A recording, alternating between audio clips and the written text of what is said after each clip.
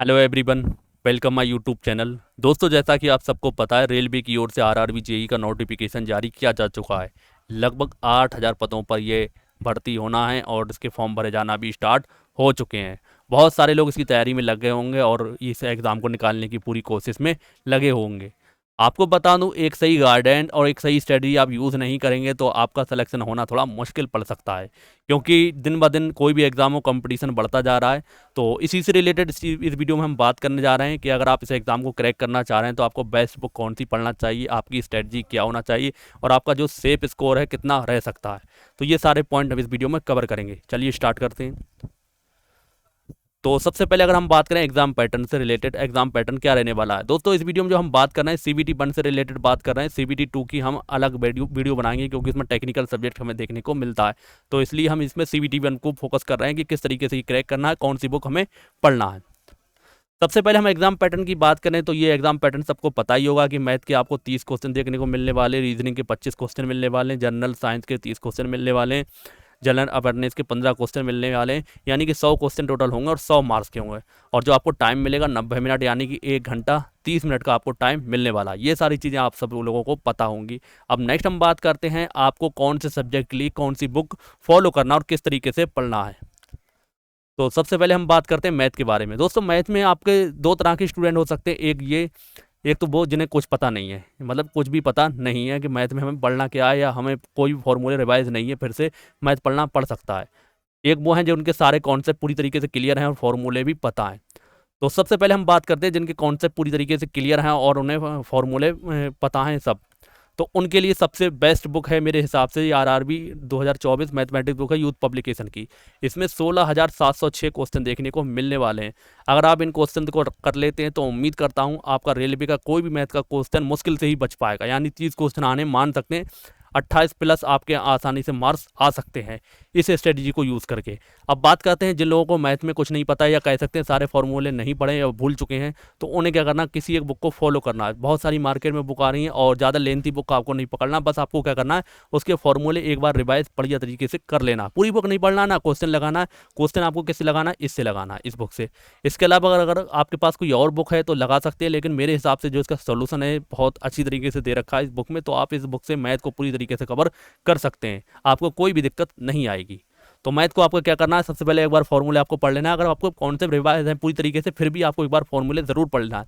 ऐसा नहीं है कि आपको थोड़े से फॉर्मूले पढ़ना स्टार्ट कर दी, ये बुक करना स्टार्ट कर दी, तो आपको एक बार सारे फॉर्मूले पढ़ लेना है। और उसके बाद आप जो भी टॉपिक आप पढ़ना स्टार्ट करेंगे, जैसे मान लो आपको क्या पढ़ना है, कार्य कार्य वाला आपको पढ़ना, कार्य और टंकी जिसमें वर्ग दिया होता है, ये वाला आपको पढ़ना। पहले आपको क्या करना है, इसके फॉर्मूले पढ़ना है, फिर आपको इसके क्वेश्चन लगा दे लेना है, तो आपको सारे क्वेश्चन हो जाएंगे। अब डेली अगर आप 300 क्वेश्चन आपका टारगेट बनाएंगे, 300 क्वेश्चन का आप टारगेट बनाएंगे, तो मान सकते हैं आपके बहुत सारे क्वेश्चन हो सकते हैं।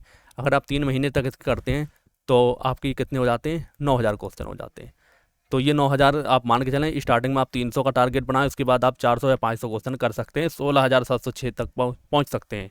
बाकी कुछ क्वेश्चन ऐसे भी होंगे जो आपको मतलब सेम कॉन्सेप्ट के होंगे, आप उन्हें स्किप भी कर सकते हैं। तो जिसमें डाटा वाटा थोड़ा बहुत चेंज होगा, आपको उसे स्किप करते रहना है। तो ये थी मैथ की बात। नेक्स्ट हम बात करते हैं जीए और करंट अफेयर। आपको पता है 15 क्वेश्चन इससे आना है। 15 क्वेश्चन में आप मान सकते हैं 10 क्वेश्चन आपको करंट अफेयर से मिलना है, 5 क्वेश्चन आप क्या जीके से आपको मिलने वाला है। तो जीके वाले पोर्शन को आपको एक पूरी तरीके से रिवाइज, मतलब कह सकते हैं आपको एक चलता एक कोई बुक ले लेना जीके की, कोई सी बुक ले लें जीके की, जिससे क्या होगा आप ये 5 क्वेश्चन के लिए पढ़ें। आप इसे ज़्यादा डिटेल में पढ़ने की ज़रूरत नहीं है, बस आपको ध्यान किस में दे रहा है, करंट अफेयर पर देना है, ये 10 क्वेश्चन पर। तो इसके लिए आप सबसे अगर बेस्ट बुक है मेरे हिसाब से तो एडिटेरिया की बुक है। अब ये हो सकता है अपडेटेड बुक आपको अभी ना मिले, लेकिन जब आपका एग्ज़ाम होने वाला हो तो आप 1 महीना पहले इस बुक को परचेज कर लेंगे और पूरी तरीके से पढ़ डालना है। तो मैं उम्मीद करूंगा करंट अफेयर के आपके 10 क्वेश्चन कहीं भी नहीं गए। इसके अलावा 5 क्वेश्चन आपको इनमें से भी 2-3 क्वेश्चन आपके आसानी से कर सकते हैं, इजी क्वेश्चन आएंगे। इसके अलावा अगर आप चाहें तो अरिहंत पब्लिकेशन की ये बुक ले सकते हैं, करंट अफेयर वार्षिकी 2024, ये भी आपको लिए बेस्ट है। इन दोनों में से अगर आप इन एक कोई से एक पढ़ लेंगे तो आपका काम हो जाएगा। 15 क्वेश्चन है, 15 में मान सकते हैं 10 प्लस आपके आसानी से इसमें से मार्क्स ला सकते हैं। मतलब करंट अफेयर के तो हो जाएंगे और बाकी 2-3 क्वेश्चन इसमें से भी आप कवर कर सकते हैं। दोस्तों वीडियो में आगे बढ़ने से पहले आप लोगों को बता दूं, अगर आप लोग यूपी ट्रिपल एससी बीपीओ का एग्जाम देने जा रहे हैं और ये एग्जाम आपका लगभग मान सकते हैं अक्टूबर नवंबर में होने वाला है, तो आप इसकी प्रैक्टिस अच्छे से करना चाह रहे हैं तो हमारे जो एप्लीकेशन है इस पर इसकी टेस्ट सीरीज आ चुकी है, आप उसको देख सकते हैं। मात्र 99 रुपये इसका प्राइस है। इसमें आपको 10 से ज़्यादा टेस्ट मिलने वाले हैं, यानी जब तक आपका एग्जाम नहीं होता है तो आपको ये टेस्ट प्रोवाइड कराते रहेंगे, चाहे 10 हो, 15 हो, 20 हो, जितने भी होंगे। और न्यू पैटर्न आधारित टेस्ट सीरीज है, खुद अपने हाथ से मैं डिज़ाइन कर रहा हूँ, इसलिए सारे क्वेश्चन इंपॉर्टेंट और आपका सिलेक्शन वाले क्वेश्चन देखने को मिलने वाले हैं।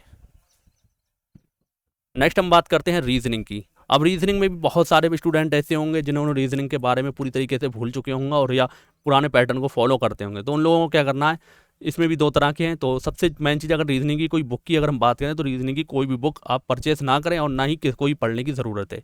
बस आपको क्या करना है, अगर आपको ज़्यादा ही शौक है तो ये रीजनिंग की बुक पीयूष बारसने सर के नोट्स आते हैं, आप इनके हैंड रिटन नोट्स को अच्छे से पढ़ लेंगे तो उम्मीद करूंगा कि आपका रीजनिंग के पूरे कॉन्सेप्ट क्लियर पूरी तरीके से हो जाएंगे। इसके क्वेश्चन आपको लगाने की ज़रूरत नहीं है, बस आपको इससे कॉन्सेप्ट ले लेना है और जो इनकी ट्रिक्स हैं नोट्स में बहुत अच्छी तरीके से दे रखी हैं, सारी चीज़ों को अच्छे से समझ लेंगे। और जब एक बार अच्छे से समझ लेंगे फिर आपको क्या करना है, फिर से आपको यूथ पब्लिकेशन की रीजनिंग को ले लेना है। इसमें 16,180 क्वेश्चन देखने को मिलने वाले हैं, इसे पूरी तरीके से आप लगा लेंगे। उम्मीद करूंगा 25 क्वेश्चन में से आप 25 तक आसानी से कर सकते हैं। हो सकता है एक आध क्वेश्चन आपका रह जाए, वरना आप मान सकते हैं 22 प्लस मार्क्स इसमें से आसानी से ला सकते हैं। बस आपको क्या करना है, अगर आपका रीजनिंग का कॉन्सेप्ट क्लियर नहीं है तो आपको एक बार इसे अच्छे से पढ़ लेना है, इसके फॉर्मूलों को, जो इसकी ट्रिक्स हैं, फॉर्मूले कह लें या ट्रिक्स कह लें, फिर उसके बाद इस रीजनिंग की बुक स्टार्ट कर देना है। नेक्स्ट हम बात करते हैं जनरल साइंस। दोस्तों जनरल साइंस एक ऐसा टॉपिक है आपका सिलेक्शन में बहुत ज़्यादा बड़ा रोल प्ले कर सकता है। तो जनरल साइंस के लिए आपको क्या करना है, जनरल साइंस में आई थिंक बहुत सारे लोग ऐसा होंगे कोचिंग करते होंगे या बहुत सारे लोगों का साइंस बैकग्राउंड तो होगा ही, क्योंकि ये एग्ज़ाम देने जा रहे हैं। तो साइंस के बैकग्राउंड को थोड़ा ज़्यादा टफ नहीं पड़ेगा। आपको करना क्या है, आपको ये बुक परचेज़ कर लेना अगर आपके पास नहीं है। अगर आपको लगता है कि बुक की ज़रूरत नहीं है तो आपको क्या करना वो भी आपको बता दूंगा। आपकी कॉन्सेप्ट पूरी तरीके से क्लियर नहीं है या इसकी थ्योरी आपको पढ़ लेंगे, मैं उम्मीद करूंगा कि आपका साइंस पूरी तरीके से कवर हो जाएगा। इसमें फिजिक्स, केमिस्ट्री, बायोलॉजी बहुत अच्छी तरीके से दे रखी है, सारी चीज़ों को अच्छे से कवर कर लेना है।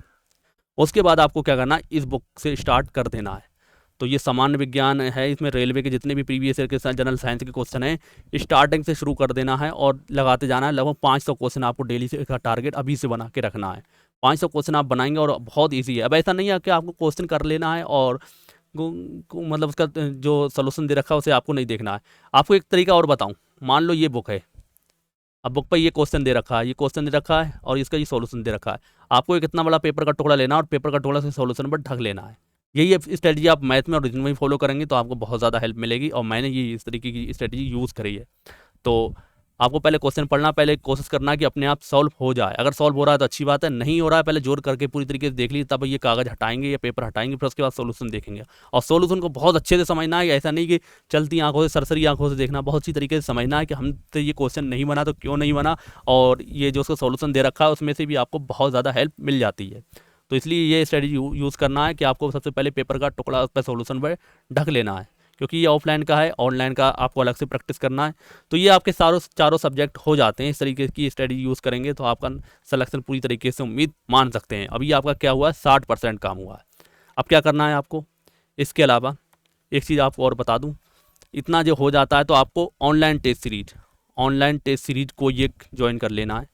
फिलहाल हमारे जो एप्लीकेशन पर इसकी रेलवे की टेस्ट सीरीज नहीं है और कोशिश करेंगे जल्दी से जल्दी लाने की, बहुत कम प्राइस में, लेकिन ऑनलाइन टेस्ट सीरीज भी आपको ज्वाइन कर लेना है। उसके बाद ही आपकी जो ओरिजिनल कह सकते हैं ओरिजिनल तैयारी होगी तो पता लग पाएगी। तो ये आपकी स्ट्रेटजी है, मान सकता हूँ आपके 70 से प्लस यानी 75 प्लस 80 मार्क्स आसानी से ला सकते हैं इस स्ट्रेटजी को यूज़ करके।